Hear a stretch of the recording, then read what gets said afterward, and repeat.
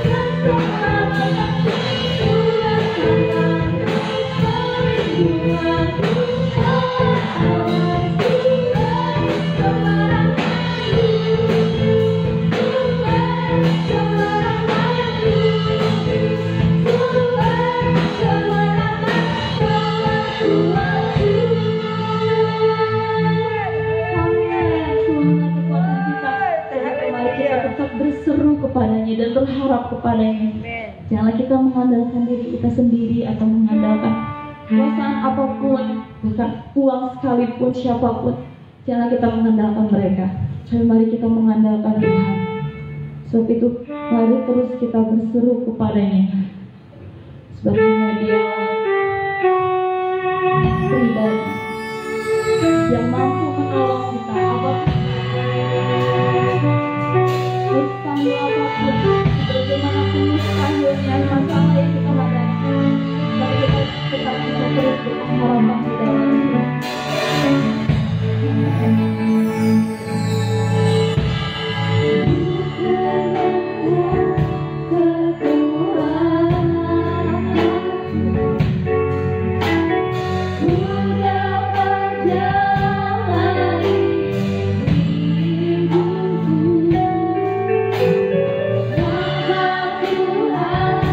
Yang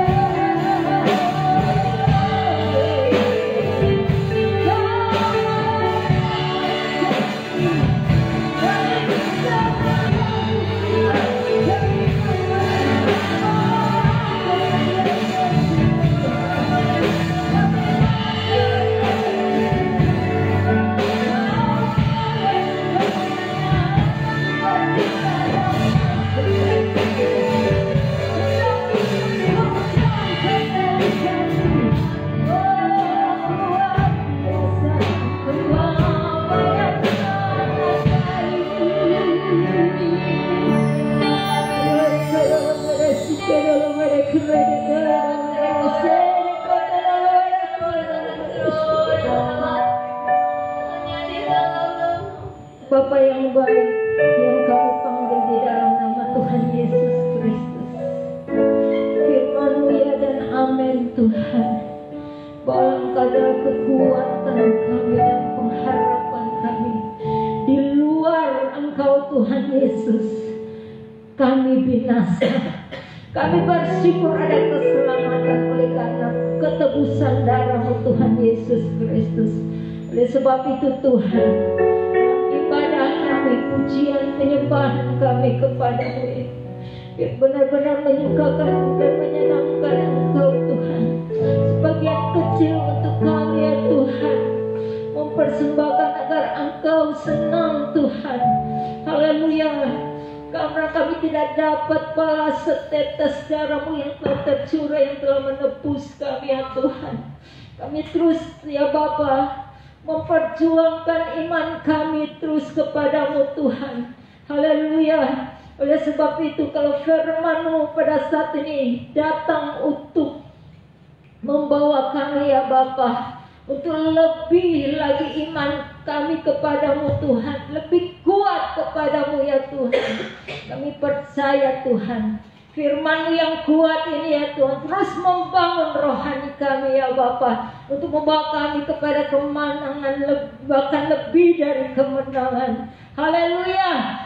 Perkataan-Mu kami percaya Kau telah taruhkan atas hamba-Mu ya Bapa, sehingga Tuhan Engkau akan menyatakan isi hatimu sepenuhnya. Dan kami percaya, baik kami ada di tempat ini maupun umatmu yang ada di rumah mereka masing-masing, Tuhan, menerima berkat firman Tuhan sepenuhnya, sehingga di dalam persekutuan kami di dalam tubuh dan darah-Mu, Tuhan, lebih menyempurnakan karya-karya-Mu dalam setiap kami. Terima kasih Tuhan, segala rintangan kuasa kegelapan dan bentuk apapun untuk menghalangi kami menerima kebenaran firman-Mu, kami mau tolak, kami hancurkan semuanya di dalam nama Tuhan Yesus Kristus, darah Yesus yang berkuasa. Haleluya. Benar-benar kami fokus Tuhan. Terima kasih. Kami terima kebenaran firman-Mu hanya di dalam nama Tuhan Yesus Kristus. Haleluya.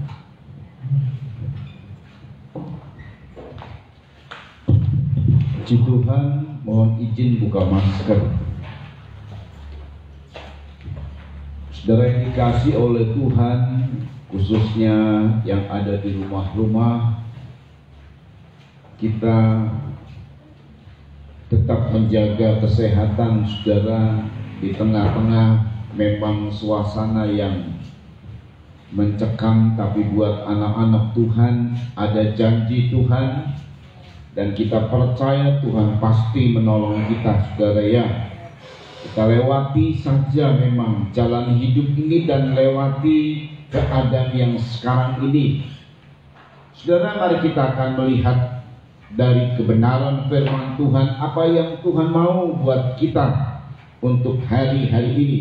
Kita baca dalam Injil Lukas pasal 22 ayat 24 sampai dengan 34. Saya tunggu Injil Lukas pasal 22 ayat 24 sampai 34. Kita akan baca bersama-sama ayat ini, saudara ya.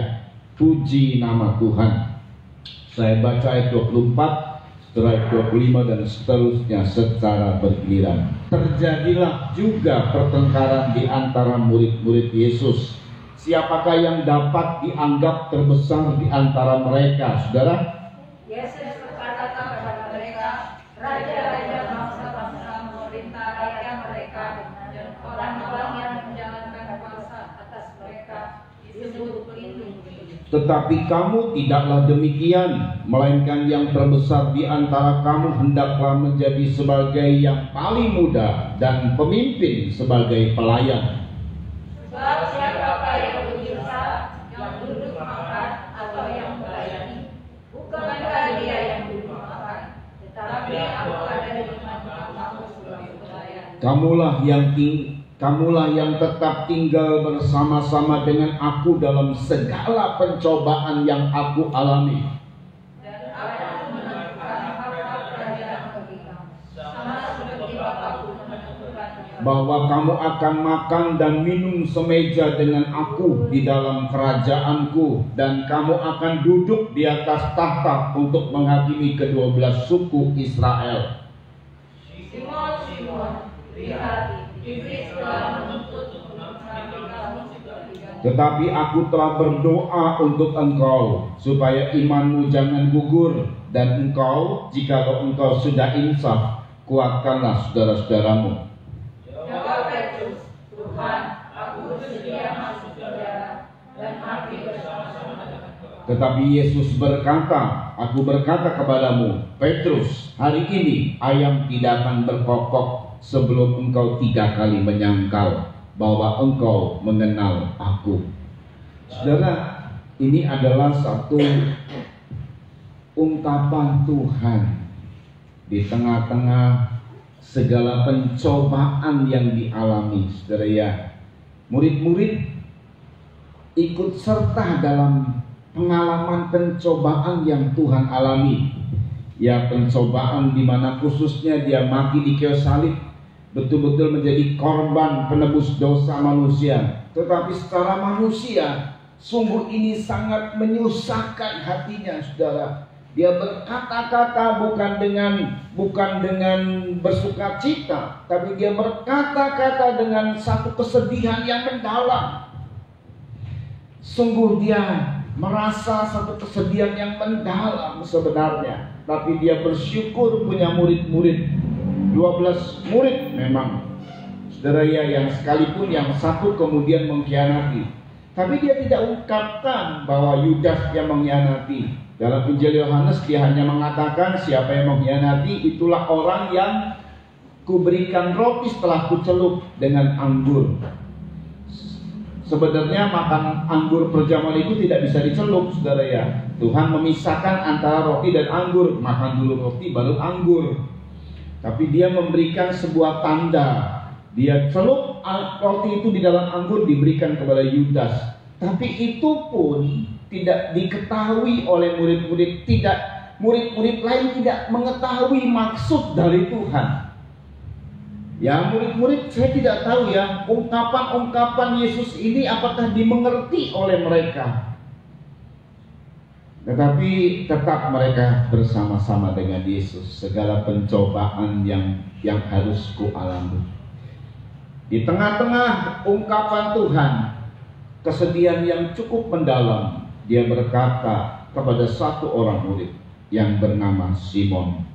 Ulang ayat 31, ini ungkapannya dalam kesedihan sebenarnya, saudara. Yuk. Simon, Simon. Simon, Simon. Lihat, iblis telah menuntut untuk menafik kamu seperti gandum. Iblis menuntut untuk menafik kamu seperti gandum. Terus. Tetapi aku telah berdoa untuk engkau. Tapi aku berdoa. Dalam ayat lain dia berdoa dengan cucuran air mata. Itu artinya dia berdoa dengan sungguh-sungguh. Termasuk terhadap untuk Simon ini dia berdoa dengan sungguh-sungguh. Ya, terus. Supaya imanmu jangan gugur. Supaya imanmu jangan gugur. Terus. Dan engkau, jikalau engkau sudah insaf, kuatkanlah saudara-saudara. Iya, saudara. Jadi ini keberadaan Yesus yang dia sampaikan, bahwa dia akan mati di kayu salib itu sudah menyusahkan, saudara. Lebih yang menyusahkan lagi adalah orang yang dia pilih, Simon. 12 orang, tapi Simon ini menjadi seorang istimewa. Dia pilih Simon, yang kemudian dinamakan sama dia Petrus. Dia pilih Simon. Jadi kalau saudara lihat ya, dia ungkapkan Simon, tapi ayat berkata jawab Petrus. Simon Petrus memang, saudara ya, Simon Petrus. Tapi nama sebenarnya adalah Simon. Lalu Tuhan berikan julukan kepada dia Petrus, Petra, batu karang. Semuanya ada maknanya, saudara. Semuanya ada maksud. Saudara perhatikan baik-baik. Jadi saat itu Simon itu dituntut sama iblis. Nah, siapa gerangan Simon ini, saudara? Mungkin kita sudah tahu bahwa Simon ini akan menjadi pemimpin rasul-rasul. Dia adalah seorang pemimpin. Tapi kita harus pahami tentang waktu Tuhan memilih seorang, saudara ya. Dan dipilih dari 12 orang pasti ada satu pemimpin, saudara. Dan Simon ini sangat-sangat menarik. Kok iblis perhatiannya sama Simon aja gitu ya? Kemudian juga Tuhan, oleh karena dituntut sama iblis, maka Tuhan perhatikan juga Simon. Nama Simon ini ditulis. Nama Simon ini disebut sama Tuhan. Cuman satu nama, saudara. Iblis perhatiannya ke Simon. Ya saya kasih tahu, saudara ya, Simon seorang pemimpin. Kalau pemimpin kena, yang lain juga hancur deh, gitulah. Ini sasaran iblis kepada pemimpin-pemimpin rohani, saudara. Sasaran iblis kepada gembala-gembala. Semakin tinggi kepemimpinan, semakin menjadi sasaran empuk dari iblis. Kalau tidak hati-hati. Simon dituntut. Saudara. Kata dituntut di dalam bahasa Yunani, saudara ya.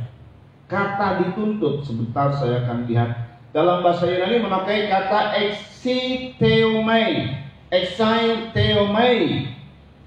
Ini adalah artinya untuk meminta, menuntut, untuk diserahkan kepada orang lain. Jadi Simon itu adalah milik Tuhan, tapi dituntut sama iblis untuk diserahkan dia untuk menjadi milik iblis, kira-kira begitu, saudara.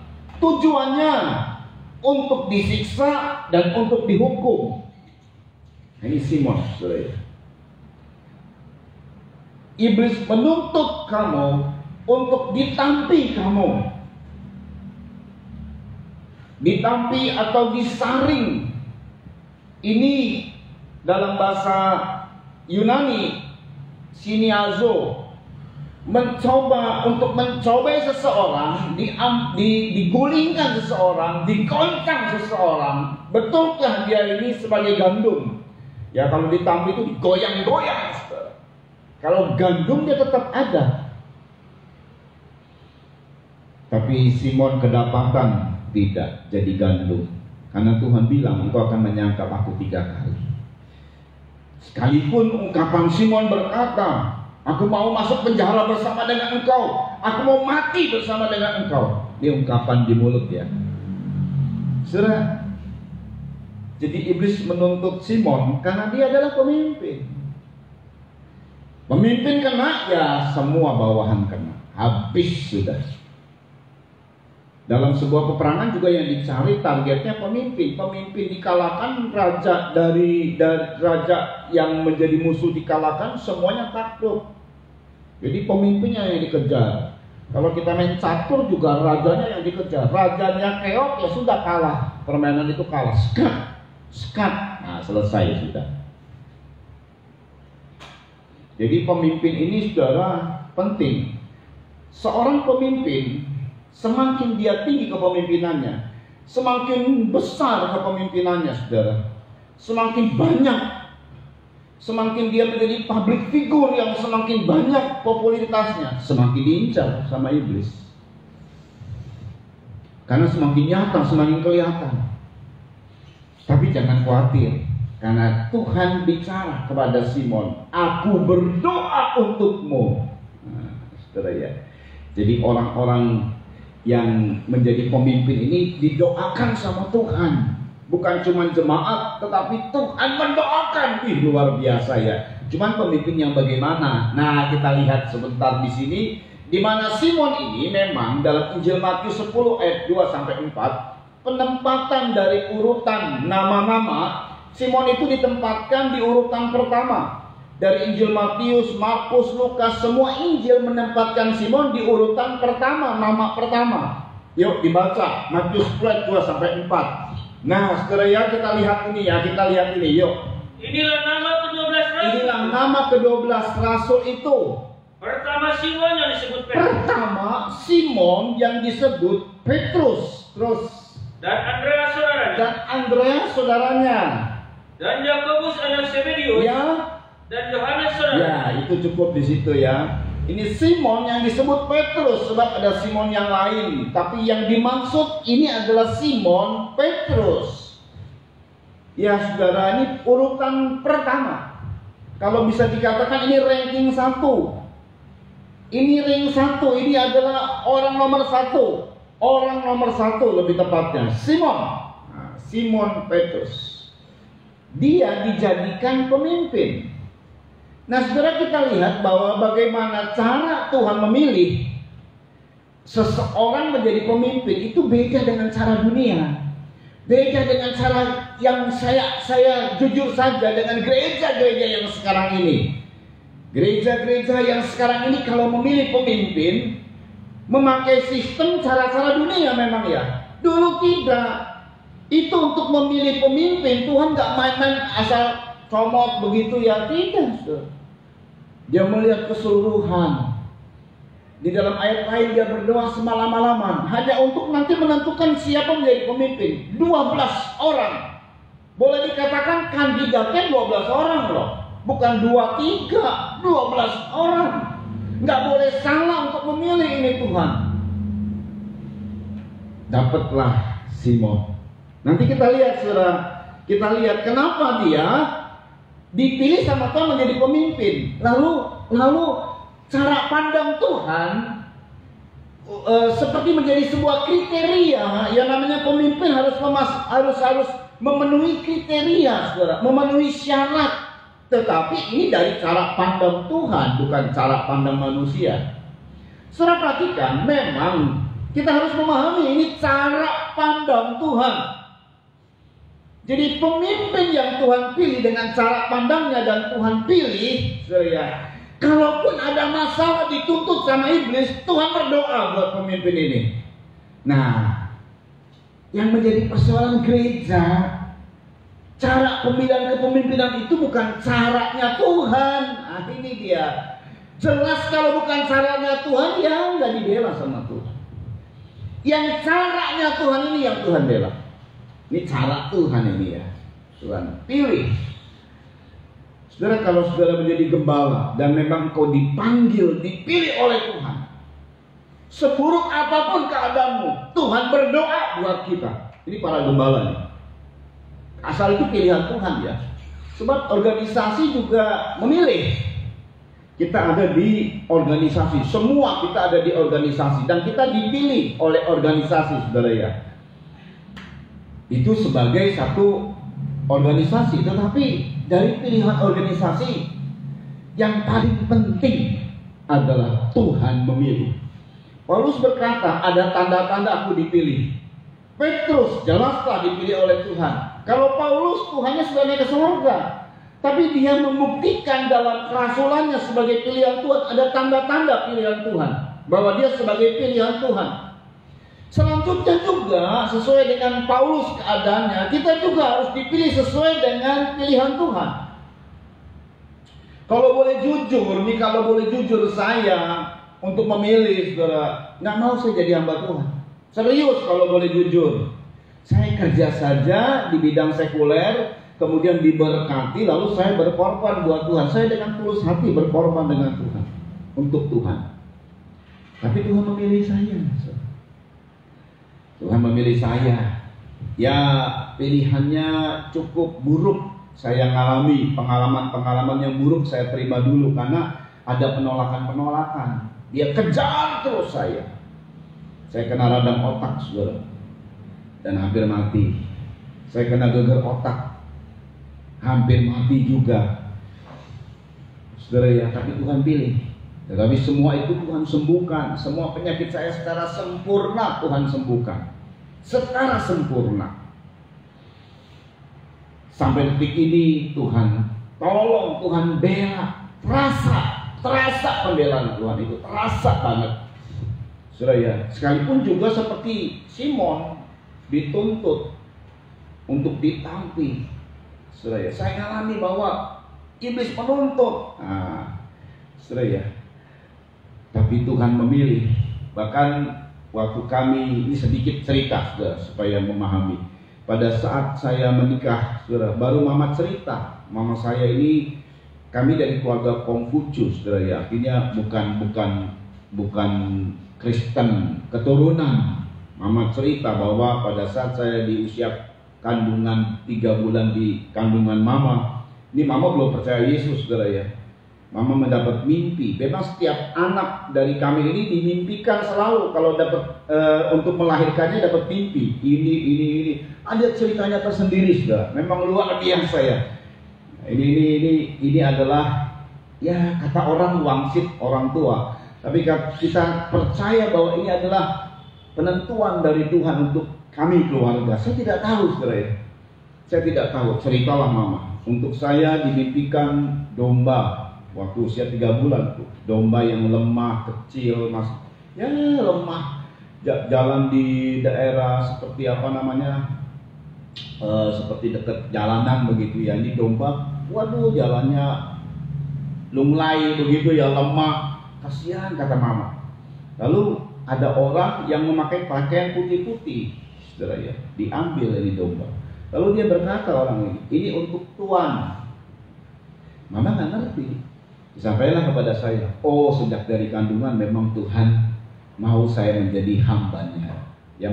Yang bahkan putih-putih itu kami percaya itu malaikat Tuhan, saudara ya.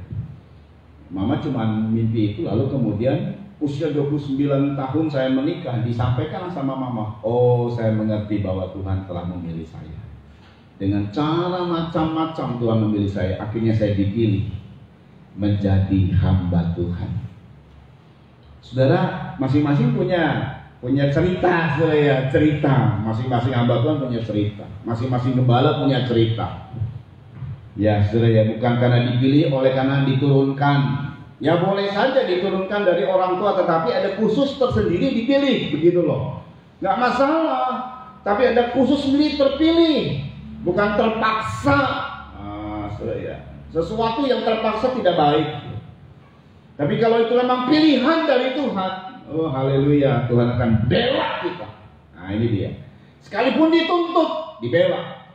Kenapa habis menuntut? Ada kesalahan, pasti ada kesalahan. Tapi kita lihat dulu. Saudara perhatikan, Petrus atau Simon itu pemimpin. Bukankah kita juga ditawarkan sama Tuhan, aku akan jadikan kamu kepala dan bukan ekor. Kita akan berkata begini setelahmu jadi kepala. Amin. Itu janji Tuhan. Semua kita mau jadi kepala, semua kita mau jadi pemimpin. Tuhan sudah tawarkan. Ini nggak main-main, Tuhan sudah janjikan buat kita. Amin. Nah sekarang kriteria menjadi pemimpin ini loh saudara. Nanti memimpin keluarga, memimpin di pekerjaan, ya saudara ya. Semua kita dinaik jadi ke bawah dan bukan jadi ekor. Betul-betul Tuhan janjikan, tetapi kita harus mengikuti kriteria sesuai dengan apa yang Tuhan mau. Jelas, seorang pemimpin yang Tuhan pilih dalam perjanjian lama, saudara ya, ini merupakan satu statement dari Tuhan, satu pernyataan dari Tuhan, bahwa yang dipilih itu sesuai dengan apa yang Tuhan pernah pilih sebagai seorang pemimpin Israel. Yang kita baca 1 Samuel, kita tahu, tapi perlu kita lihat ini bagaimana cara Tuhan memilih. Ya, kita tahu ini ayat 1 Samuel 16 ayat 7. Yuk dibaca. Tetapi berfirmanlah Tuhan kepada Samuel, Ya, janganlah pandang parasnya atau perawakannya yang tinggi. jangan pandang paras atau perawakan yang tinggi. Terus, Sebab aku telah menolaknya. ya terus. Bukan yang dilihat manusia yang dilihat. Nah ini perhatikan, cara Tuhan memilih tidak seperti manusia memilih. Kalau manusia memilih itu apa yang dilihat, dari apa yang dilihat oleh mata, kasat matanya, apa yang dipandang. Beda cara Tuhan memilih. Bagaimana cara Tuhan memilih? Terus Manusia melihat apa yang di depan mata, perhatikan, tetapi Tuhan melihat hati. tetapi Tuhan melihat hati. Siapa itu Simon? Siapa itu Daud? Kalau dari cara pandang manusia tidak masuk kriteria, tidak masuk kriteria sebagai pemimpin. Kalau dari cara pandang manusia, cara pandang dunia tidak masuk kriteria. Karena kalau dunia memandangnya, nah ini cara pilihan Tuhan ya. Ya diungkapkan oleh Paulus 1 Korintus 1 ayat 26 sampai 29. Perhatikan baik-baik. Ini kalau dunia memilih dan Tuhan memilih. Kita sudah tahu kriteria Tuhan memilih itu hati. Soal hati. Tapi kalau dunia memilih bagaimana? Coba dibaca 1 Korintus 1 ayat 26 sampai 29. Dengar baik. Ingat saja. Saudara-saudara. Bagaimana keadaan kamu? Bagaimana keadaan kamu? Terus. Ketika kamu dipanggil, menurut ukuran manusia tidak banyak orang yang bijak. tidak banyak orang bijak. Terus. Tidak banyak orang yang berpengaruh. Tidak banyak orang berpengaruh. Cara dunia itu yang dipilih orang bijak, orang berpengaruh. Terus. Tidak banyak orang yang terpandang. Tidak banyak orang yang terpandang. Terus. Tetapi apa yang bodoh bagi dunia? Dunia menganggap mungkin beberapa orang ini bodoh, termasuk kita. Apa yang bodoh bagi dunia? Terus. Dipilih Allah untuk memalukan orang-orang yang banyak. Dipilih Allah. Jadi kalau kita suka dibully sama orang, bodoh kamu, tapi hati kita baik juga, jangan marah. Ini adalah kesempatan kita semakin naik. Semakin setelah kita dipilih, kita merasa dipilih, semakin naik derajat kita. Kalau kita terus menderita, kalau kita mengalami penderitaan, saudara ya, kalau kita dianggap tidak terpandang, miskin dan lain sebagainya, diberi kesempatan oleh Tuhan begitu, jangan kecil hati. Justru ini adalah kesempatan besar dari Tuhan untuk memilih kita. Tapi sebaliknya kalau kita sok-sokan, sok tahu, sok bijak, ya mungkin bijak ya, terpandang, ya bagus kalau terpandang. Ini sok-sok terpandang, sok wibawaan gitu ya. Mungkin kalau dunia melihat, nih orang sok-sokan udah mau muntah, apalagi Tuhan, saudara. Jadi kalau kita dihina, kalau kita tidak dianggap, tidak mengapa. Ini kesempatan, jangan marah sama orang. Daud tidak dianggap sama orang tuanya. Daud tidak dianggap sama Samuel, sebab Samuel hampir salah pilih. Daud tidak dianggap sama saudaranya Elia. Tuhan pilih. Nanti kita lihat Simon juga. Yuk, terus. Dan apa yang lemah bagi dunia, Ya. dipilih Allah untuk memalukan apa yang kuat. Terus. Dan apa yang tidak terpandang dan yang hina bagi Dan yang dunia, hina bagi dunia. dipilih Allah. Bahkan apa yang tidak berarti, dipilih Allah untuk meniadakan apa yang berarti. Terus.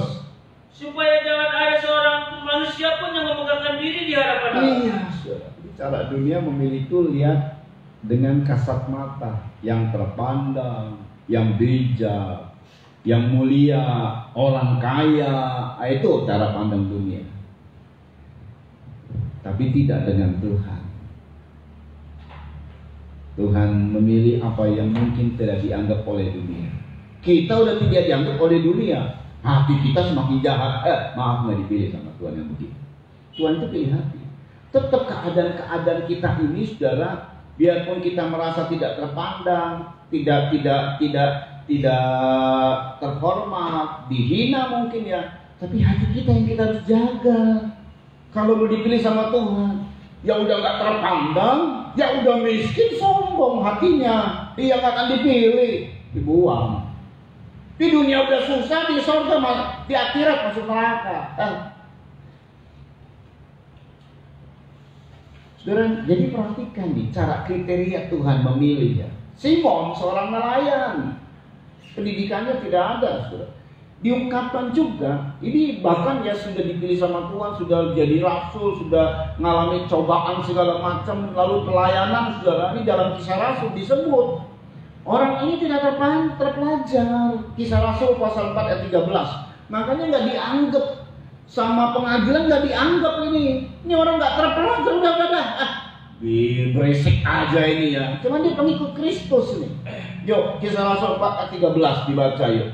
Ketika sidang itu melihat keberanian Petrus dan Ketika Yohanes sidang itu melihat keberanian Petrus dan Yohanes dan mengetahui bahwa keduanya orang biasa yang tidak terpelajar. Keduanya ini orang biasa dan tidak terpelajar. Kalau Paulus berpelajar itu, tapi Petrus ini tidak terpelajar. Terus Heranlah mereka, ya, dan mereka mengenal keduanya sebagai pengikut Kristus. Jadi Petrus ini kalau dicari terpandangnya mana yang gak ada. Kalau dunia ingin menyelamatkan orang, ya pilih orang yang terpandang. Kalau misalnya satu suku ingin diselamatkan gitu, pilih kepala suku adatnya. Pilih dia, jadikan dia bertobat, nanti semua suku bertobat. Itu kan kalau dunia. Tidak dengan Tuhan. Tuhan itu melihat hati. Jadi Petrus ini ikut kriteria, sesuai kriteria yang Tuhan mau, yaitu apa? Hatinya. Bukan keberadaan hal-hal yang berkaitan dengan dunia, bijak, terpandang begitu, bukan. Tapi hati Petrus masuk kriteria. Daud itu masuk kriteria, dan semua pilihan Tuhan itu masuk kriteria hatinya. Jadi kalau kita ini kurang bijak, mungkin kita terasa hina, miskin mungkin ya. Justru saudara, kesempatan kalau hati kita artinya ya. Tapi kalau hati kita juga jahat, simpan akar pahit, kepahitan, penuh dengan kepahitan, sakit hati, ya sudah. Dunia nggak milih, ya Tuhan juga nggak milih. Tapi kalau kita menjaga hati kita ini, Tuhan mau pilih kita. Kalau kita orang bijak juga, hatinya baik, oh Tuhan memilih juga. Yang intinya adalah hati. Hati. Kalau ada kesempatan untuk jadi bijak, ya teruskan. Yang penting nomor satu adalah jaga hati. Hati kita kalau baik, Tuhan akan pilih kita. Engkau akan terus naik dan tidak turun. Itu janji dari Tuhan dan akan dipenuhi atas kita, saudara. Dan orang-orang yang dipilih oleh Tuhan luar biasa loh. Sekalipun iblis menuntut, sekalipun kita ada salah, Tuhan berdoa buat kita. Tuhan berdoa dengan sungguh-sungguh. Tuhan menjadi pembela kita. Tuhan pendukung kita. Haleluya. Nah ini saya. Tapi kalau yang bukan pilihan Tuhan, ya sorry. Jemaat bantu doa, iya boleh. Tapi kalau Tuhan gak dukung, bagaimana? Makanya saudara, yang penting itu Tuhan dukung kita. Tuhan sendiri bilang, Petrus, Simon, memang kamu dituntut oleh iblis, tapi aku berdoa supaya kamu jangan gugur. Dan kalau kamu sudah insya, kuatkan saudara-saudara. Kedapatan memang Petrus gugur, saudara. Tapi terus Tuhan berdoa, betul dia sadar. Dan dia insya. Makanya ya dia bicara mengenai hal-hal yang luar biasa dalam suratan Petrus. Tapi mari kita lihat dulu, saudara. Jadi pilihan dari Tuhan ini ya tidak cara pandang dunia, tidak cara pandang dunia yaitu orang bijak, orang pandai, orang kaya. Tidak. Jadi kalau kita orang biasa saja lalu dipilih oleh Tuhan, kita akan berkata begini, itu adalah anugerah Tuhan. Tapi tetap tadi saya bilang, Tuhan tetap punya kriteria. Jadi Tuhan lihatnya hati. Lalu bagaimana Petrus ini? Nah sekarang kalau hati ini akan dipilih untuk menjadi pemimpin. Jadi 12 orang ini hatinya baik semua. Saya mau kasih tahu Yudas Iskariot itu hatinya baik. Nggak mungkin Tuhan ini main trik-trikan, saudara ya. Oh nanti Yudas Iskariot ini akan nanti menyerahkan aku. Tidak. Waktu dipilih Yudas Iskariot dan bahkan jadi bendahara, itu hatinya baik. Itu jago mengelola uang. Tapi kemudian rusak hatinya. Jadi nggak taunya 12 murid ini bisa juga rusak hatinya. Bisa. Tapi awalnya baik, betul baik. Tapi cara memang peperangan itu kalau untuk mengalahkan semua, pemimpinnya yang diambil. Pemimpin kena, semua kena. Itu. Makanya Simon yang dituntut. Perhatikan. Jadi bagaimana? Seorang yang hatinya baik, ini hatinya baik ya, maka dia akan merespon. Hatinya baik itu merespon untuk menjadi pemimpin ya. Kalau hatinya baik, seperti Yohanes itu hatinya baik banget, hati yang cinta Tuhan. Tapi dia tidak cepat merespon. Kalau untuk jadi pemimpin harus juga ditambah dengan cepat merespon. Cepat merespon segala situasi. Diawali dengan panggilan Tuhan saja kepada Petrus, dia cepat banget merespon. Yuk kita baca sebentar dari ayat-ayat ini saudara ya. Lukas pasal 5. Perhatikan, ini waktu pas Petrus didapati oleh Tuhan pada saat dia Simon Petrus didapati oleh Tuhan pada saat dia sedang menjala ikan, saudara. Begitu dia melihat adanya hal yang luar biasa, maka saudara dia berkata, Tuhan luar biasa banget ya. Ya, Lukas pasal 5 kita baca ayat 4 dibaca. Ayat 4 dimulai. Dengar baik. Setelah selesai berbicara. Setelah Yesus selesai berbicara apa? Dia mengajar. Ya, dia pinjam perahu Petrus lalu dia mengajar. Petrus itu yang tadinya kerja, lalu dia diam, dia dengerin. Simon ya. Simon itu juga artinya itu bahasa Simon itu sama dengan Simeon yang artinya mendengarkan, suka mendengarkan. Ya, ini kebaikannya Petrus ya. Orang yang suka mendengar, nanti mendengar itu kan masuk dalam hati. Sorry. Jadi pada saat dia sudah selesai mengajar, Yesus mengajar. Selesai sudah, dia berkata kepada Simon, yuk. Ia berkata kepada Simon, Ya. bertolaklah ke tempat yang dalam. Bertolaklah ke tempat yang dalam. Dan tebarkanlah jalamu Tebarkan. menangkap ikan. Tebarkan jalamu dan menangkap ikanlah. Nah, saudara ya.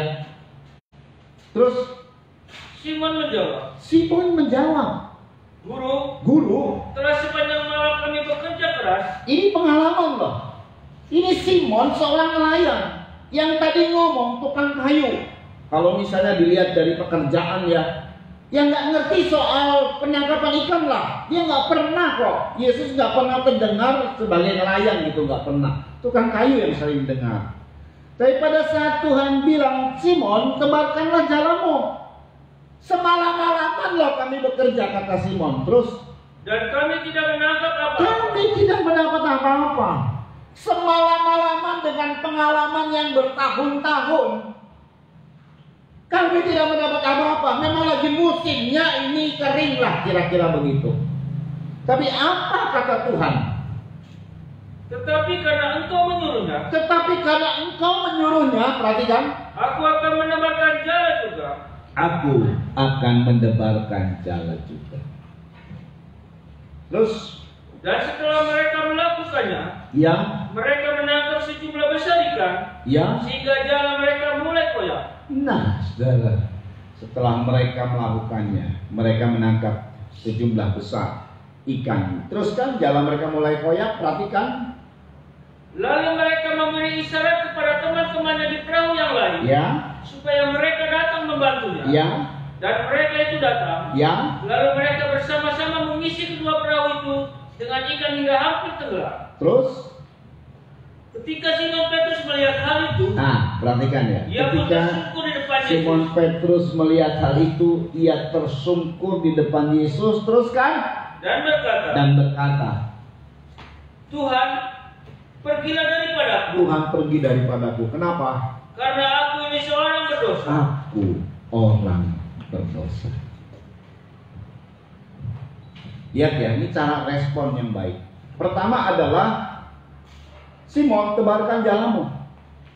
Aku semalam-malaman loh kerja Tuhan. Tapi karena engkau yang memerintah, aku lakukan. Itu respon hati yang baik. Dari awal Tuhan udah lihat, ini orang baik. Hatinya baik. Hati yang baik itu cepat merespon. Orang ini baik, hatinya baik. Dan hati yang baik itu merespon, dia berkata, aku ini orang berdosa. Ngaku sudah. Dia orang berdosa. 1 Yohanes kan, dosa yang diampuni dan disucikan adalah dosa yang diakui dan mengampuni orang lain. Itu dosa yang disucikan dan diampuni oleh Tuhan. Makanya Simon mendapat pengampunan. Mungkin dia adalah orang yang kasar karena nelayan ya. Mungkin juga orang yang katakanlah jahat sama orang lain. Dalam bisnis, dalam apa begitu. Pengalaman dia.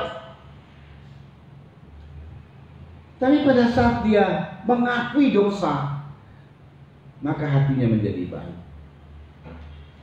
Hatinya dibersihkan oleh Tuhan. Itu cepat merespon. Apa-apa cepat respon. Jadi hati yang baik, kalau mau jadi pemimpin, modalnya hati yang baik plus cepat respon. Itu. Tuhan tawarkan, kamu akan jadi kepala. Kalau mau jadi kepala, ya hatinya baik plus cepat respon. Itu pemimpin. Pemimpin itu. Hati yang baik, lalu kemudian tidak cepat merespon. Siapa yang di antara 12 murid? Yohanes, itu hatinya baik. Yang paling terbaik di antara 12 murid mungkin Yohanes. Karena cinta Tuhan, dia berani menghadapin semua. Tapi kalau apa-apa dia nggak merespon, nggak cepat merespon, saudara ya. Ya nggak pemimpin makanya. Tapi Petrus ini pemimpin.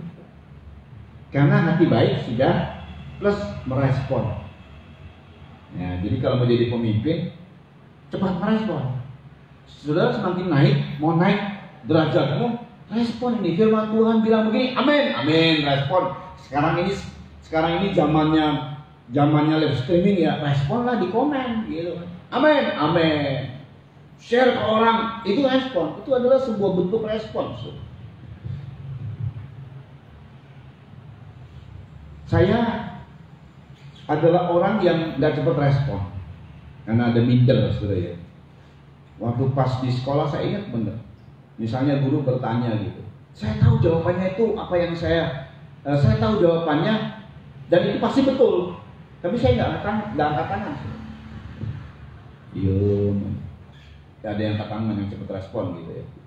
Persis jawabannya dengan saya. Aduh, kenapa saya nggak angkat tangan ya? Nyesel tuh. Nggak angkat tangan ya. Apa-apa selalu maunya di balik layar. Ya iya, jadi nggak jadi pemimpin. Tapi kalau yang cepat respon, hati baik mau jadi pemimpin ya, hati baik plus cepat respon. Nah itu dia. Kalau hati baik dan responnya nanti tunggulah, kalau udah nggak berhasil baru kita maju gitu ya. Kalau di balik layar, yang nggak jadi pemimpin sih, yang nggak apa-apa. Ini kan dicari pemimpin, saudara. Atau kalau menjadi pemimpin paling nomor 3, nomor 4, nomor 5 begitu loh, nggak nomor 1 gitu. Kalau mau jadi pemimpin nomor 1, number 1, peringkat pertama, cepat respon, saudara ya. Ya itu berarti hati itu tidak tertuduh, hati itu tidak minder ya. Orang-orang cepat respon tuh hatinya nggak minder, saudara ya. Cepat respon dia, cepat respon. Nah ini dia. Itu awalnya dia merespon akan keberadaan dia ngakui. Nah itu respon yang terbaik, saudara. Karena ini bicara hati persoalannya. Aku orang berdosa, Tuhan sucikan. Guru karena engkau yang memerintahkan, aku lakukan. Terjadi mujizat. Pengalaman tidak aku pakai, aku hanya dengar dan kemudian melakukan. Dengar dari Tuhan firman-Nya dan melakukan. Responnya cepat. Nah ini hebat ini. Haleluya. Saudara perhatikan. Itu awal. Yesus lihat. Karena dari Andreas, kemudian ada Yakobus, ada Yohanes di situ yang lagi kumpul karena satu kampung mereka kan, saudara ya. Tidak merespon cepat. Itu perahu Petrus ya, perahu Andreas juga kan. Petrus yang merespon cepat, saudara. Petrus yang merespon cepat. Yang lain ya dengar tapi nggak merespon. Petrus merespon cepat, langsung berkata, aku orang berdosa. Semua juga orang berdosa. Tapi Petrus yang merespon. Dan kemudian sahnya dia menjadi pemimpin. Matius 16. Ya, saudara ya. Ini sahnya, kita juga tahu ini, tapi perlu kita baca, saudara. Matius 16 kita baca ya. Ayat 13 dimulai sampai dengan ayat 19. Ini perhatikan ya, Matius 16 ayat 13 sampai 19. Yuk. Setelah Yesus tiba di daerah Kaisarea Filipi, ia bertanya kepada murid-muridnya. Ya. Kata orang, siapakah anak manusia itu? Kata orang, siapakah anak manusia itu? Ini kata orang. Ya, murid-muridnya sesuai dengan apa yang dinyatakan oleh Yesus. Ya kata orang, ini kata orang ya, bukan kata murid-murid, kata orang. Yuk dibaca. Jawab mereka, ada yang mengatakan Yohanes Pembaptis. Kata orang sih Yesus anak manusia itu Yohanes Pembaptis. Terus ada juga yang mengatakan Elia. Ada juga yang mengatakan Elia. Dan ada pula yang mengatakan Yeremia atau salah seorang dari para nabi. Iya, jadi anak manusia atau Isa atau Yesus dikenalnya nabi, itu kata orang. Nah sekarang Tuhan tanya kepada murid-murid, yuk. Lalu Yesus bertanya kepada mereka. Tetapi apa katamu? Siapakah aku ini? Nah, tetapi apa katamu? Siapakah aku ini? Aku ini anak manusia tadi. Aku ini ya tadi yang dimaksud tadi. Kalau orang-orang keliru memandang aku, kata Tuhan, kalau kamu bagaimana? Terus maka jawab Simon Petrus. Nah, Simon yang jawab, pertama kali yang jawab. Mungkin orang-orang itu tahu, Yohanes tahu, itu ya engkau tuh maksudnya engkau. Tapi nggak merespon, nomor 1 nggak merespon, Petrus yang merespon. Itulah kemudian disahkannya dia sebagai pemimpin. Yo, engkau adalah Mesias. Engkau adalah Mesias, Anak Allah yang hidup. Terus kata Yesus kepadanya. Berbahagialah engkau Simon. Berbahagialah engkau. Disebut nama aslinya tuh Simon bin Yunus. Ayahnya Yunus namanya. Terus. Sebab bukan manusia yang menyatakan itu kepadamu. Bukan manusia yang menyatakan itu kepadamu.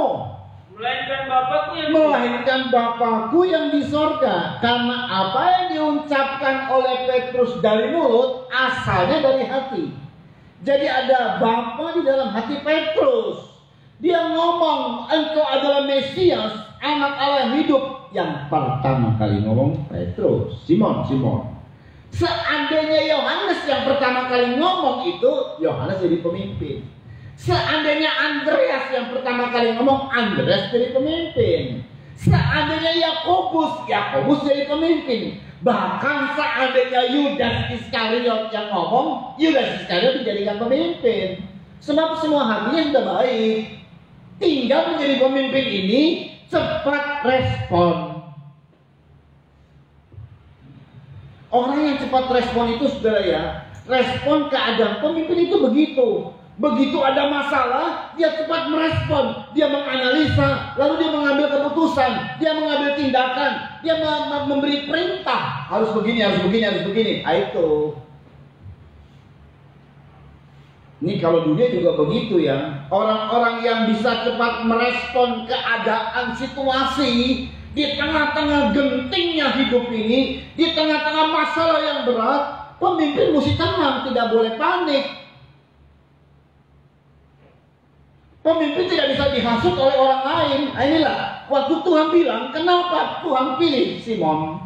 Sebab dia ungkapan itu, engkau adalah Mesias, anak Allah yang hidup, itu bukan berasal dari apa kata orang. Jadi dia tidak dipengaruhi oleh apa kata orang. Pemimpin yang benar, pemimpin yang dipilih oleh Tuhan, tidak bisa dipengaruhi oleh apa kata orang. Orang itu bilang, bro, ini gini loh. Oh iya gitu ya.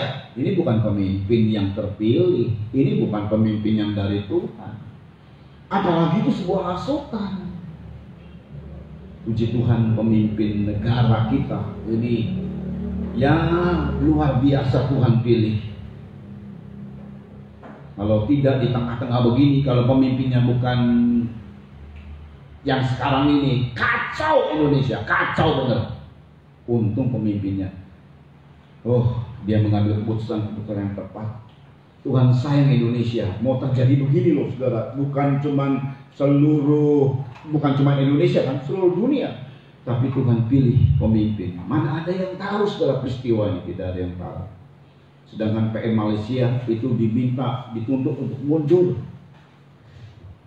Oh Tuhan tolong ya, supaya Indonesia ini Tuhan jaga, Tuhan lindungi. Tetap pemimpinnya sampai selesai dia melaksanakan tugas. Kita doakan terus. Haleluya. Ya, dia tidak mudah. Omongan-omongan tidak mudah langsung panas lalu bikin jumpa pers dan menyatakan di pers begitu ya. Statementnya enggak saudara. Nah ini pemimpin yang dibutuhkan. Dia tidak dipengaruhi oleh apa kata orang, oleh apa kata dunia. Entah itu kata-kata positif atau kata-kata negatif, tidak dipengaruhi. Dia juga tidak dipengaruhi oleh apa kata bin Yunus. Dia kan Simon bin Yunus. Tidak dipengaruhi oleh apa kata keluarganya. Ya. Ini kadang-kadang penggembalaan ini saudara ya. Ini penggembalaan ini bukan menjadi sebuah penggembalaan dari Tuhan, tapi kerajaan dari keluarga A, B, C, D. Wah, pengaruh dari keluarga. Loh. Ini penggembalaan ini bukan kerajaan keluarga ini. Penggembalaan ini adalah pekerjaan Tuhan, kerajaan Allah yang ditegakkan. Iya kan? Kuasa pengaruh kaum keluarga besar, maka bilang gitu. Tidak. Engkau Simon bin Yunus, disebut namanya tuh Simon bin Yunus karena pengaruh dari kaum keluarga besarmu, pengaruh dari adat istiadatmu tidak mempengaruhi kamu. Engkau itu muncul spontanitas dari apa kata Bapa di dalam hatimu. Jadi dipengaruhi hanya oleh Tuhan saja. Makanya, yuk dibaca. Dan aku pun berkata kepadamu, Engkau adalah Petrus. Engkau adalah Petrus.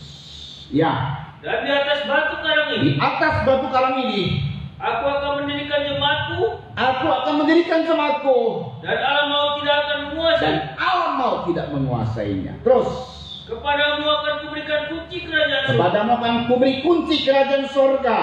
Apa yang kau ikat di dunia ini Ya, akan terikat di surga. apa yang terikat di dunia terikat di surga. Dan apa yang kau lepaskan di dunia ini akan terlepas di surga. Terlepas di surga apa yang dilepaskan. Wih, luar biasa ya. Kalau alam maut tidak menguasai, kalau surga dapat kunci. Wah, kan enak ya. Surga itu sumber berkah, dapat kuncinya. Alam maut sumber ketakutan. Hari-hari ini banyak orang yang takut mati. Ya, ada seruan, waduh, maut di mana-mana. Benar sih, maut di mana-mana. Gak pandemi juga maut di mana-mana, saudara. Kita jalan sembarangan, begitu jalan raya ya ditabrak, maut, matilah. Surat ceroboh naik motor dengan kebut-kebutan, ya maut ada di jalanan.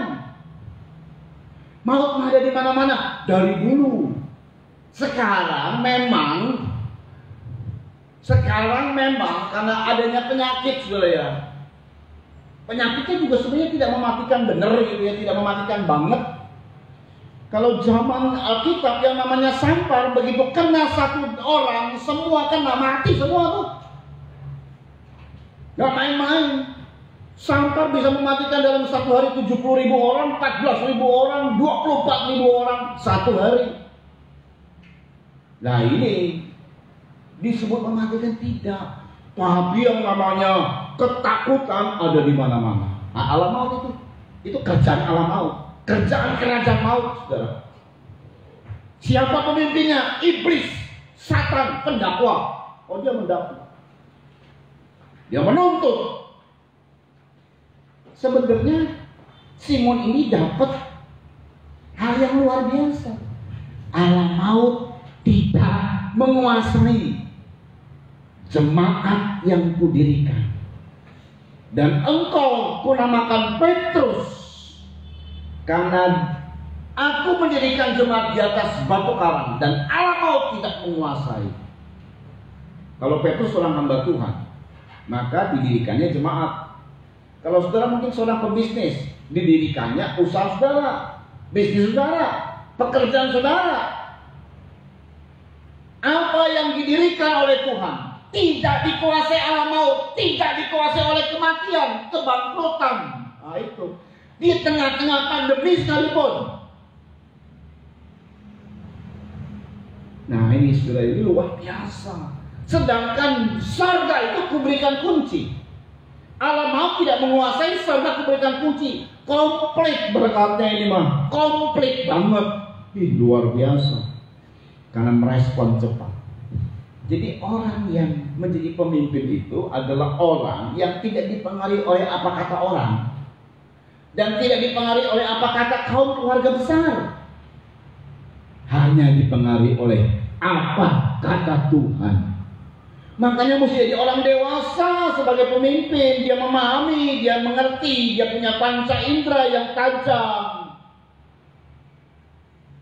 Dia sampaikan keputusan-keputusan yang tepat, bukan apa kata orang, bukan apa kata keluarga, tapi apa kata Tuhan. Dia begitu peka dengan suara Tuhan. Itu pemimpin. Dia banyak doa, doa itu mendatangkan dia semakin peka dengan suara Tuhan. Harusnya begitu. Wah, jam-jaman doa ini, puasa doa jam-jaman, tapi pengaruh dari orang lain ikut. Loh, pelintut ya. Petrus dipilih oleh Tuhan. Luar biasa ya. Petrus luar biasa ya. Simon dipilih oleh Tuhan dan dinamakan Petrus. Dan dengar baik, yang namanya Simon lalu dinamakan Petrus, Tuhan bilang, jemaatku akan kudirikan di atas batu karang. Jadi Petrus itu menjadi pemimpin, kedudukannya tinggi. Namanya pemimpin, kedudukannya tinggi. Di seluruh dunia, Petrus sebagai pemimpin. Sampai detik ini, saudara, seluruh rasul dipimpin sama Petrus. Kedudukannya tinggi, saudara ya. kedudukannya tinggi, sudah perhatikan, dengan kedudukan tinggi, tapi tanggung jawabnya besar. Dengar baik, kedudukan semakin tinggi, semakin tanggung jawab besar. Semakin populer, public figure, semakin tanggung jawabnya besar. Petrus cuma memikirkan kedudukan, tidak tanggung jawab. Nah itu dia. Saat dia ungkapkan itu, engkau dipilih. Dia pikirkannya kedudukan. Jadi semakin kita menjadi pilihan Tuhan, bukan cuma pada kedudukan tinggi, tapi tanggung jawab juga, saudara. Perhatikan, tanggung jawab juga. Jangan cuma kedudukan yang tinggi yang dikejar-kejar. Karena coba dibaca Lukas pasal 22 tadi, ayat 24. Nah ini dia. Lukas 22 ayat 24. Dimulai. Yuk. Yang tadi kita baca, terjadilah pertengkaran. Soal apa? Siapa yang terbesar? Nah ini, Petrus ikut di situ. Yuk. Terjadilah juga pertengkaran di antara murid-murid Yesus. Siapakah yang dapat dianggap terbesar di antara mereka? Ada 3 orang nih. Kalau ini bertengkar ya 3-3-nya ini bertengkar. Yohanes, Yakobus, Simon Petrus. Oh, mereka itu yang dibawa terus sama Yesus. Di siapa di antara kita yang terbesar ini? Petrus, Yohanes, Yohanes luar biasa loh. Yakobus, termasuk juga ikut yang lain, Andreas, Thomas lagi, campur. Pertengkaran di antara murid-murid Yesus loh. Atau mereka bilang, oh saya mah pilih Petrus deh. Yang lain bilang, oh enggak, Yohanes dong yang bagus. Wah jadi kan bertengkar gara-gara itu. Loh. Petrus ikut-ikutan. Oh enggak, saya ini yang terbesar loh, saya dipilih sama Tuhan. Dalam Matius 16 kan tuh. Bertengkar loh mereka, bertengkar ini. Lalu Yesus bilang apa? Yuk. Yesus berkata kepada mereka, raja-raja bangsa-bangsa memerintah rakyat mereka, dan orang-orang yang menjalankan kuasa atas mereka disebut pelindung-pelindung. Terus. Tetapi kamu tidaklah demikian. Melainkan yang terbesar di antara kamu hendaklah menjadi sebagai yang paling muda. Harusnya begitu. Yang terbesar di antara kamu, kalau mau terbesar, jangan ditengkarkan. Tindakan. Yang mau terbesar, jadilah yang paling muda. Terus. Dan pemimpin sebagai pelayan. Dan kalau mau jadi pemimpin, semakin tinggi kepemimpinannya sebagai pelayan, bukan bos. Itu cara dunia kalau bos. Itu cara dunia kalau terjadi pertengkaran siapa yang terbesar. Dan itu cara dunia. Raja-raja dunia, raja-raja bangsa-bangsa memerintah rakyat, dan orang-orang menjalankan kuasa dengan semena-mena. Semakin dia semena-mena, semakin rasanya hebat dia. Rasanya hebat, rasanya tinggi dia. Karena menginjak yang lain, bertengkar, lalu kemudian menekan yang lain, saudara. Raja-raja dunia ini, kalau untuk menjadi pemimpin yang lebih besar lagi, maka memakai duitlah dan lain sebagainya. Tidak dengan kamu. Kalau mau jadi pemimpin, jadi pelayan. Seperti aku. Nah, coba teruskan. Sebab siapakah yang lebih besar, yang duduk makan atau yang melayani? Siapa yang lebih besar, yang duduk makan atau yang melayani? Terus, bukankah dia yang duduk makan? Bukankah dia yang duduk makan? Dengar baik nih. Terus, tetapi aku ada di tengah-tengah kamu sebagai pelayan. Ada di tengah-tengah kamu sebagai pelayan.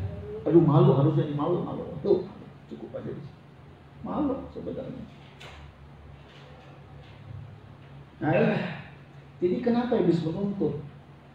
Petrus awalnya baik, responnya baik.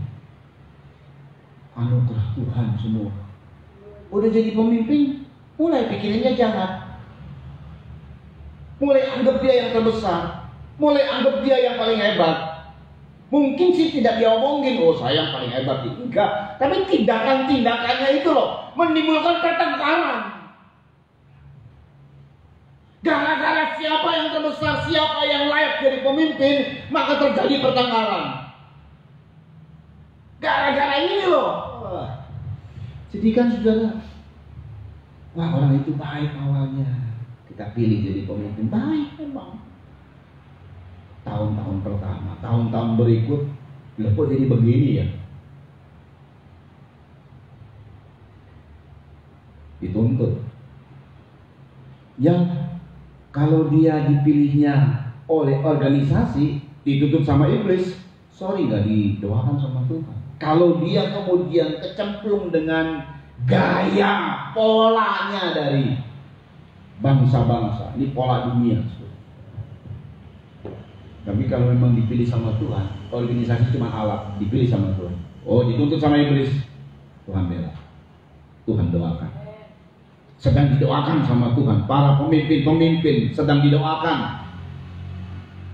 Tuhan terus mendoakan orang-orang yang dipilih sama Tuhan.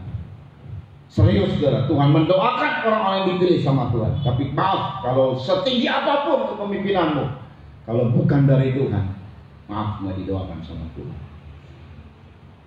Sebenarnya bukan cuma Simon yang didoakan saja dalam Injil Yohanes. Nah ini urusan mengenai Simon, iblis menuntut kamu hanya ada di Injil Lukas. Injil lain tidak ada.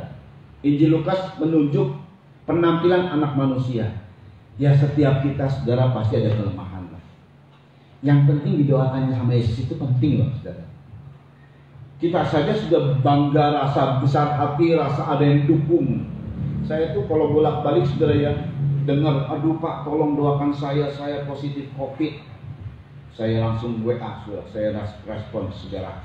Saya bilang kami siap bantu doakan. Kami selalu bantu kamu. Tiap hari saya respon kalau yang COVID ya. Rekan-rekan siapa, hampir tiap hari saya respon. Gimana kabarnya? Semakin baik tidak? Kami terus bantu dalam doa. Kami terus bantu dalam doa. Ya betul. Saya bantu dalam doa. Karena memang mendengar, waduh, mengerikan ya. Saya bilang, saya bantu dalam doa. Saya bantu dalam doa. Puji Tuhan, yang dibantu dalam doa semua menjadi pulih, saudara ya, sehat, haleluya. Saya tanya, bagaimana bro? Sudah negatif, sehat, oh puji Tuhan. Anaknya juga yang tadinya demam, tolong doakan. Kami doakan, sehat, puji nama Tuhan. Hampir tiap hari saya tanya, saudara. Ya bosan apa enggak ya nggak ngerti lah. Pendeknya saya tanya sebagai bentuk perhatian, saudara ya. Karena ada perlu dukungan. Itu saja sudah berbesar hati loh kita sudah. Oh, apalagi didukung sama hamba-hamba Tuhan. Oh anak-anak Tuhan, saya bantu kamu dalam doa, saya bantu kamu dalam doaku. Senang saudara ya. Kalau COVID kan kita isoman.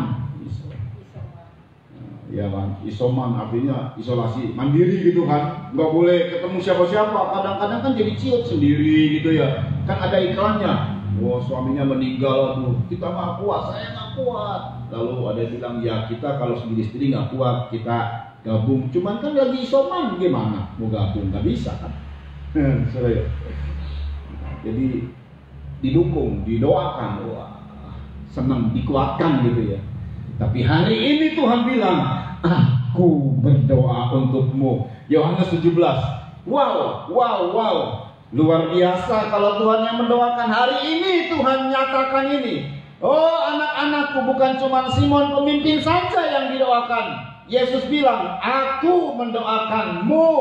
Aku mendoakanmu. Yuk dibaca Yohanes 17. Perhatikan baik-baik ayat 9 dimulai. Yuk ayat 9 sampai 12. Mari. Aku berdoa untuk mereka. Ini untuk murid-murid terus.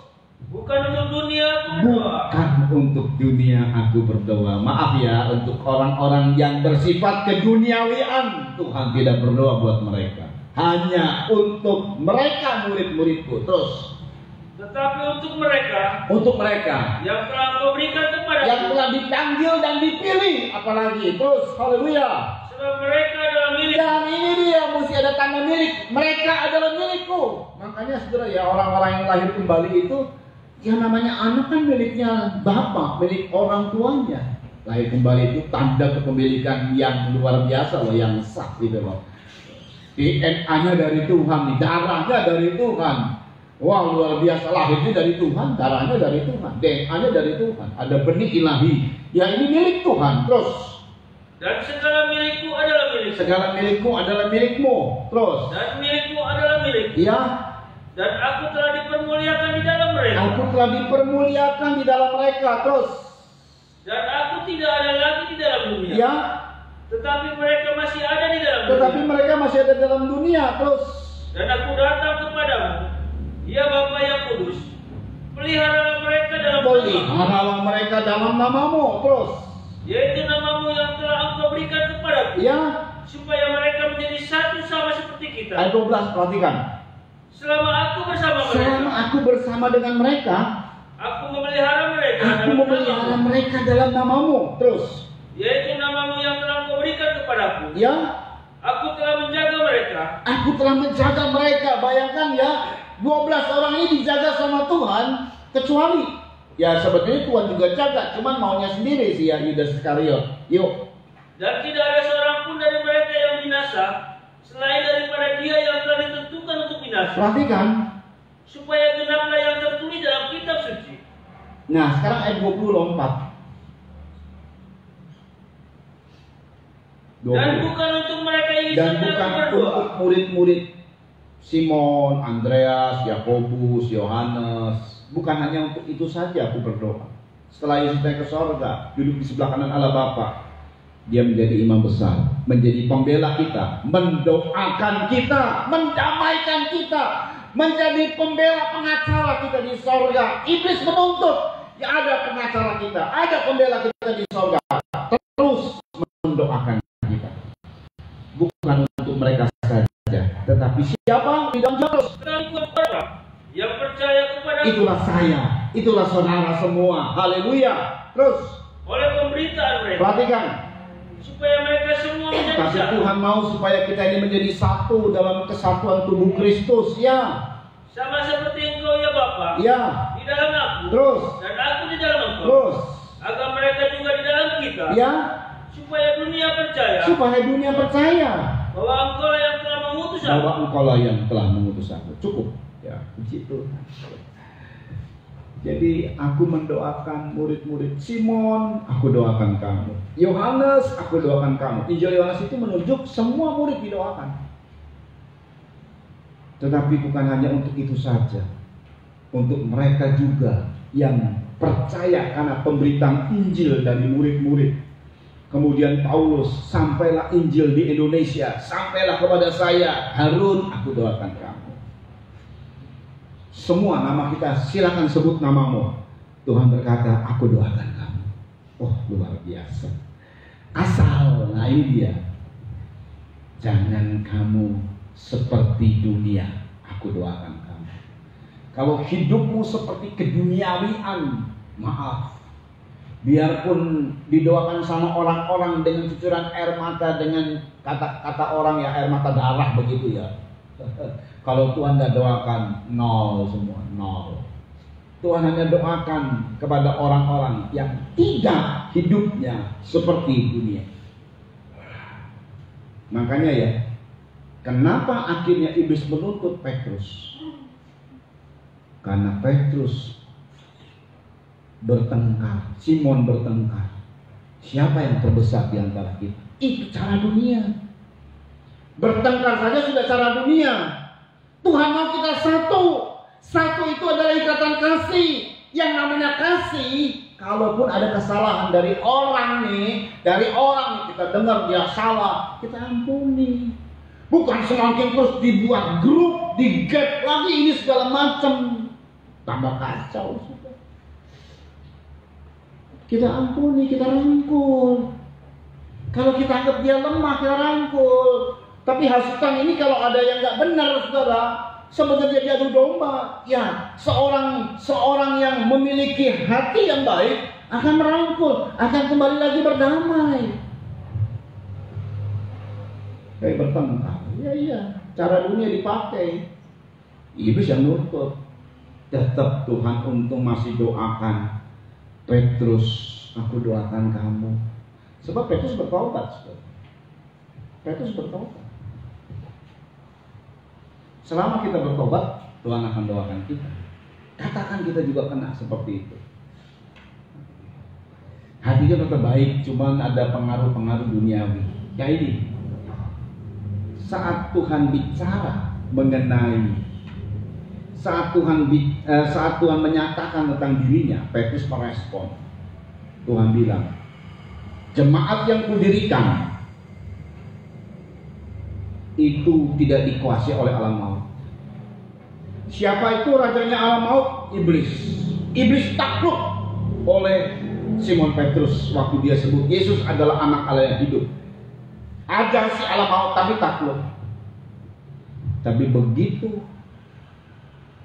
Petrus kena keduniawian, Simon kena keduniawian, terjadi pertengkaran. Iblis tidak takluk, iblis naik untuk menuntut. Apalagi saudara, pada saat Yesus bicara, ini dia, sayangnya Petrus ini cuma di hati doang Bapak ada. Matius 16 ayat 21 sampai 23. Saya tidak tahu, tidak disebutkan beberapa lama dari sejak Yesus bicara, sebab sama-sama di Injil Matius 16 nih. Waktu Matius 16, siapakah aku? Engkau adalah Mesias, anak Allah yang hidup, kata Simon Petrus. Kata Simon. Lalu Tuhan berkati Petrus, Tuhan pilih Petrus menjadi pemimpin. Di Injil Matius pasal 16 ayat 21 sampai 23 memang tidak disebut berapa hari kemudian kah atau hari itu kah, saya tidak tahu nih. Tapi yang pasti ayat 21 dibaca. Sejak waktu itu Yesus mulai menyatakan kepada murid-muridnya, ya, bahwa ia harus pergi ke Yerusalem. Dan menanggung banyak penderitaan dari pihak tua-tua. Menanggung banyak penderitaan dari pihak tua-tua, imam-imam kepala, ya, dan ahli-ahli Taurat. Lalu dibunuh dan dibangkitkan pada hari yang ketiga. Terus. Tetapi Petrus menarik Yesus ke samping. Gue bayangin ditarik sama Petrus Yesus.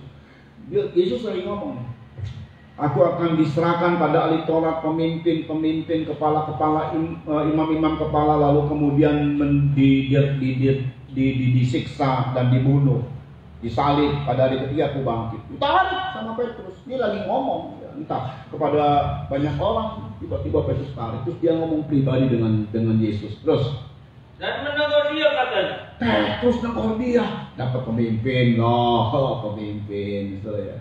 Ditegur sama Petrus, apa itu? Tuhan. Kiranya Allah menjauhkan hal itu. Wah, sering kali gitu kan. Dijauhkan dari segala pencobaan. Doanya memang begitu ya. Kiranya Allah menjauhkan hal itu daripadamu. Terus, hal itu sekali-kali takkan menimpa engkau. Negor itu dengan tatapan mata, tegur loh saudara ya. Bukan tunduk nih, sama-sama saling natap mata nih. Terus, maka Yesus berpaling dan berkata kepada Petrus. Tapi Yesus berpaling dan berkata kepada Petrus, apa? Enyahlah iblis. Terus, engkau suatu batu sandungan bagiku. Terus, sebab engkau bukan memikirkan apa yang dipikirkan Allah. Terus, melainkan apa yang dipikirkan manusia. Iya, saudara. Diajak menderita, Petrus nggak mau. Maunya cuma kedudukan, menderita. Ya itu, sama seperti Yesus menderita. Dihina, marah. Diomongin, marah. Statement disampaikan. Ini bukan pemimpin. Petrus makanya dituntut kepemimpinannya. Pemimpin kok kayak gini? Yang tadinya Petrus itu menguasai alam maut, ini Petrus dituntut sama rajanya alam maut. Itu kalau nggak didoakan Tuhan, mati Petrus. Malu dia kemudian bisa bunuh diri, sama seperti Yudas Iskariot. Malu banget saudara. Tapi Tuhan doakan. Nah itu pikirannya iblis. Pikiran apa? Pikiran manusia. Jadi pikiran manusia itu pasti adalah cara-cara duniawi. Cara duniawi itu pasti pikirannya pikiran manusia. Dan itu adalah sahabatnya iblis. Dunia itu sahabat iblis. Jangan jadikan kita ini musuh Tuhan. Sebab siapa yang menjadi sahabat dunia menjadi musuh Allah. Yakobus 4 ayat 4. Dunia itu selalu pikiran manusia yang dipikirkan. Yang diandalkan pikiran, saudara. Pikiran manusia. Pikiran manusia itu apa yang dilihat oleh mata kasat mata ini. Terjadi pertimbangan-pertimbangan. Pasti yang namanya pikiran manusia itu sama sekali bertolak belakang dengan iman. Pikiran manusia itu maunya yang enak-enak saja. Dibawa ke penderitaan ditolak. Itu saat Yesus hari-hari akan diserahkan. Dan puncak daripada Tuhan bicara di penetapan perjamuan di Injil Lukas tadi, terjadi pertengkaran. Lagi dalam keadaan begini bertengkar malah soal siapa yang terbesar. Petrus itu ditugaskan untuk ngurusin jemaat. Aku dirikan jemaat. Tapi Petrus urusin tentang kedudukannya yang terbesar. Simon ini. Kedudukannya yang terbesar. Siapa yang terbesar di antara saya? Di antara kami tiga ini, Yohanes, Yakobus, Simon. Itu yang diurus. Bertengkar. Keduniawian. Pikiran manusia. Iblis tuh. Jadi hatinya tidak menguasai pikirannya. Hatinya baik, tapi pikirannya gak mau menerima penderitaan. Gak rela. Gak ikhlas kalau menderita. Harus ikhlas. Bukan dipaksa, ikhlas. Seperti Yesus, dia rela. Demi keselamatan banyak orang. Demi keselamatan jemaat. Bukan dipentingkan dirinya sendiri, bukan egois. Kalau dia memakai egoisnya dia, gak akan mau, saudara. Tahu juga diungkapkan sama dia. Jikalau boleh cawan ini lalu daripadaku, tapi bukan kehendakku yang jadi, kehendakku yang jadi. Mati disalib. Ya, tapi hari ini Tuhan masih mendoakan kita, saudara. Orang-orang yang dipanggil, dipilih oleh Tuhan. Udah ada tanda bukan? Ada bukti-bukti kita dipilih oleh Tuhan bukan? Ada bukti-bukti kita milik Tuhan bukan? Pasti didoakan sama Tuhan. Jangan rusak ini tanda kepemilikan dengan cara kita mengikuti pola duniawi, dengan cara kita memikirkan pikiran manusiawi, dengan cara kita tidak rela untuk dikorbankan, kita tidak rela menderita. Sebab selanjutnya Tuhan bilang, barang siapa yang mau mengikut aku, menyangkal diri memikul salib, baru ikut aku. Itu dari pasal 16 tadi, pada saat Petrus menolak penderitaan. Kelihatan sih mulutnya berkata begini, Tuhan, aku mau mati bersama-sama dengan engkau. Aku juga mau dipenjara bersama dengan engkau. Omong kosong. Omong kosong. Buktinya betul, Petrus menyangkal Yesus. Ya bayangin ya, sebagai pemimpin dia statement menyatakan sesuatu yang luar biasa. Nggak tahunya dia menyangkal Yesus. Kan malu kan ya. Yudas Iskariot sudah malu tuh, bunuh diri dia. Petrus dari bunuh diri tuh. Waktu ditampil nggak jadi gandum, jerami jadinya. Kena angin tersebar. Kena angin. Dan kata ayat, jerami itu mesti dibakar. Untung Petrus sadar, insaf. Dia nangis. Waktu Yesus dalam Injil Yohanes dia tatap Petrus. Waktu dia sudah menyangkal, dia nangis juga.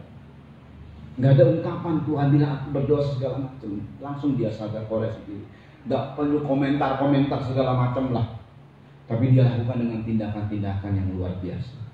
Makanya dalam surat Petrus banyak sekali dia bicara mengenai rela menderita. Tahukah kita kalau saudara menderita oleh karena sebab sadar kehendak Tuhan dan kau harus menderita, itu ada roh kemuliaan dalam dirimu. Petrus ungkapkan soal penderitaan begitu banyak sekali dalam suratannya, saudara.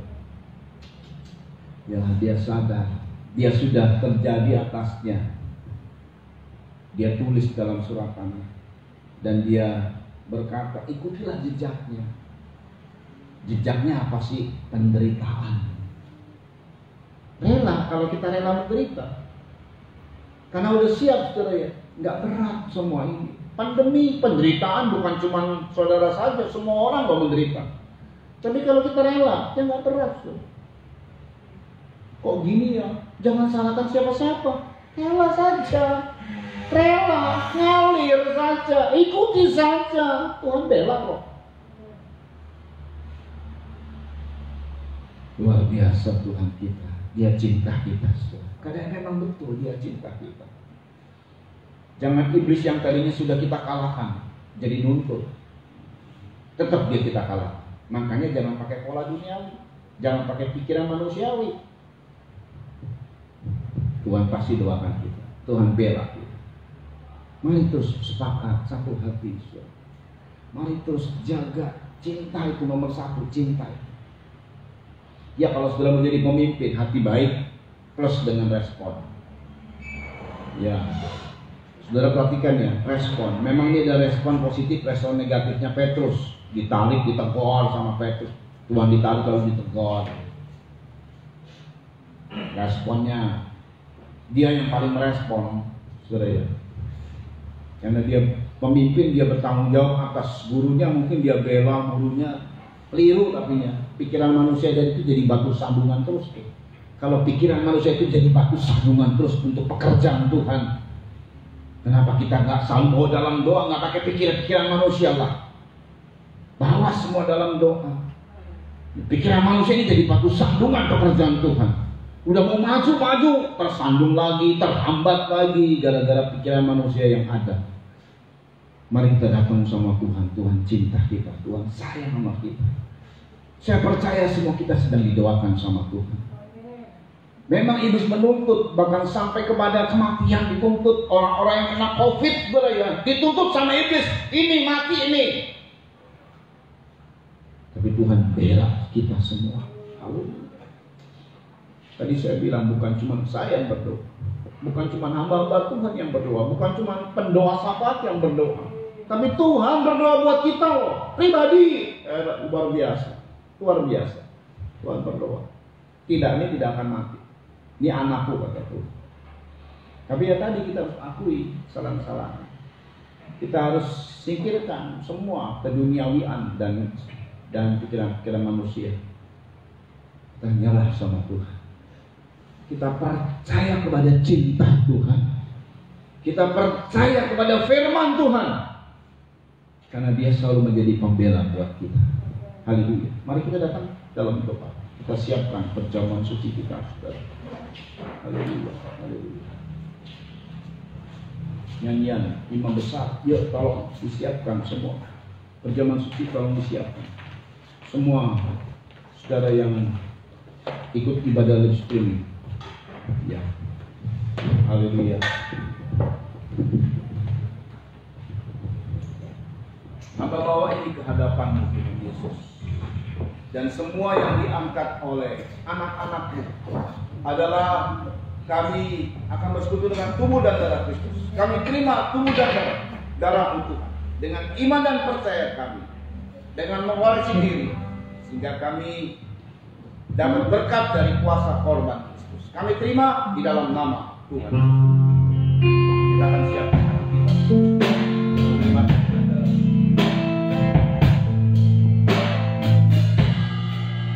Haleluya. Semua kantong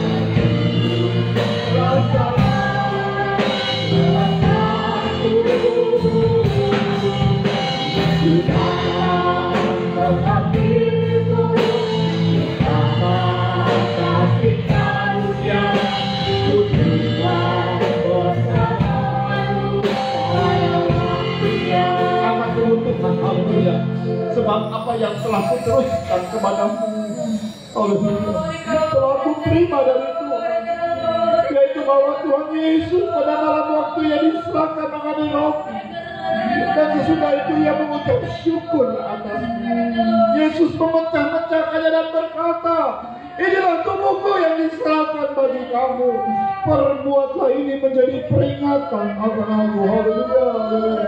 Bukankah roti yang kita pecah-pecahkan adalah persekutuan dengan tubuh Kristus? Amin. Maka dengan percaya tubuh Kristus dalam nama Tuhan Yesus Kristus. Haleluya.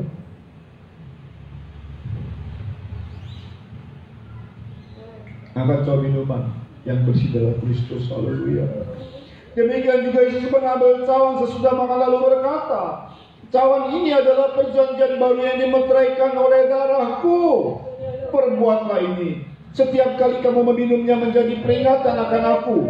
Sebab setiap kali kamu makan roti ini dan minum cawan ini, kamu memberitakan kematian Tuhan sampai Ia datang. Bukankah cawan pengucapan syukur yang atasnya kita ucapkan syukur adalah persekutuan dengan darah Kristus? Amin. Inilah dengan percaya darah Kristus dalam nama Yesus Kristus. Haleluya.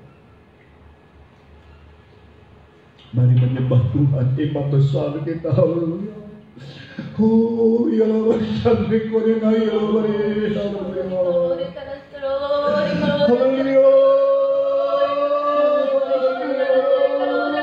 Kalaupun sekarang kita sedang dituntut oleh iblis karena kesalahan kita, kalaupun kita sekarang sedang kena sakit, bahkan COVID sekalipun, dan iblis menuntut nyawa kita, jangan takut Allah membela kita. Yesus berdoa untuk kita. Haleluya. Haleluya. Haleluya. Haleluya. Kami percaya kuasa firman. Kami percaya kebenaran-Mu bahwa Engkau sedang berdoa buat kami, Tuhan. Nama-nama kami disebutkan tiap-tiap saat oleh-Mu. Haleluya. Mulai kami dan salat.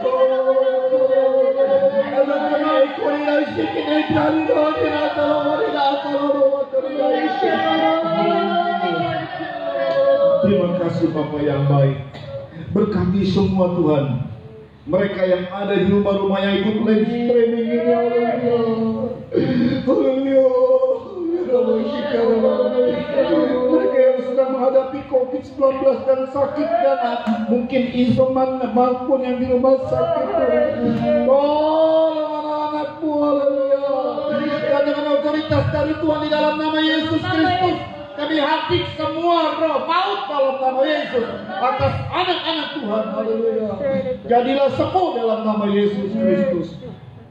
Terima kasih Tuhan Yesus, berkati Tuhan keluarga di sini yang telah menyediakan tempat ibadah, keluarga ini dengan pastori dan semua jemaat Tuhan. Haleluya, diberkati semuanya dalam pekerjaan, dalam usaha segalanya Tuhan, diberkati dalam nama Yesus. Indonesia diberkati Tuhan. Kami mohon hentikan COVID, virusnya dimatikan Tuhan di Indonesia ini dalam nama Yesus, sehingga tidak lonjakan baik itu positif COVID maupun kematian Tuhan, supaya rakyat Indonesia menyadari akan perintah dari Presiden. Haleluya, dalam nama Yesus Kristus. Haleluya. Tuhan tolong Presiden kami Tuhan di masa-masa yang memang kadang-kadang memutuskan kebingungan Tuhan, tapi Tuhan beri hikmat. Haleluya. Kau telah memilih presiden kami yang terbaik Tuhan. Sebab kalau bukan dia, maka kami juga bingung menghadapi semuanya. Di Indonesia akan kacau Tuhan. Tapi Kau telah memilih yang terbaik, mengambil keputusan yang terbaik. Haleluya, haleluya. Berkati Tuhan, jaga kesehatannya baik Pak Jokowi dan Pak Maruf. Amin. Lindungi Tuhan Yesus. Haleluya. Haleluya, beri kekuatan, keteguhan hatinya menghadapi semua Tuhan. Bahkan caci maki segala ungkapan umpatan dari beberapa orang yang tidak mengenal, tidak mengetahui, tidak memahami. Ampuni Tuhan Yesus. Haleluya. supaya Indonesia ini tetap dalam keadaan utuh. Haleluya. Berkati para menteri, MPR, DPR yang bisa bersepakat dengan presiden, kepala-kepala daerah, Tuhan, dari gubernur sampai tingkat yang RT RW lurah, supaya mereka melaksanakan proskes, program proses kesehatan Tuhan, untuk menjaga sesuai dengan aturan pemerintah PPKM level 4, level 3, supaya diikuti Tuhan, dalam nama Yesus Kristus. Haleluya. Dan Tuhan tolong, haleluya, juga Tuhan berkati KPK, TNI, Polri, BIN, penyidik, dan semuanya bisa membongkar kasus-kasus koruptor, gembong-gembong narkoba, terorisme, semuanya bisa dihukum, haleluya, sesuai dengan aturan Indonesia. Tapi kalau luput dari hukum dunia ini, kami mohon surga bertindak, pengadilan surga bertindak, haleluya, supaya namamu ditakuti di bumi Indonesia ini, namamu dimuliakan di bumi Indonesia ini. Terpujilah nama Yesus Kristus. Terima kasih Bapa yang baik. Dan selesai dari ibadah ini, Tuhan, kami serahkan semua ke dalam tangan Tuhan seluruh kehidupan kami. Haleluya. Dan itu sebabnya kami angkat dua tangan kami menerima berkat dari Tuhan. Saudara-saudara dikasih oleh Tuhan, terimalah anugerah cinta kasih sayang dari Bapa yang sungguh sangat mengasihimu, kasih karunia lewat kuasa pendamaian korban Kristus, serta pimpinan kekuatan kuasa Roh Kudus menjadi milikmu saudara-saudara dari sekarang ini sampai Tuhan datang kalian kedua, bahkan sampai selama-lamanya. Dalam nama Tuhan Yesus Kristus, mempelai pria sorga dan imam besar yang kami puja-puji selalu, kami alaskan doa ini. Haleluya. Haleluya.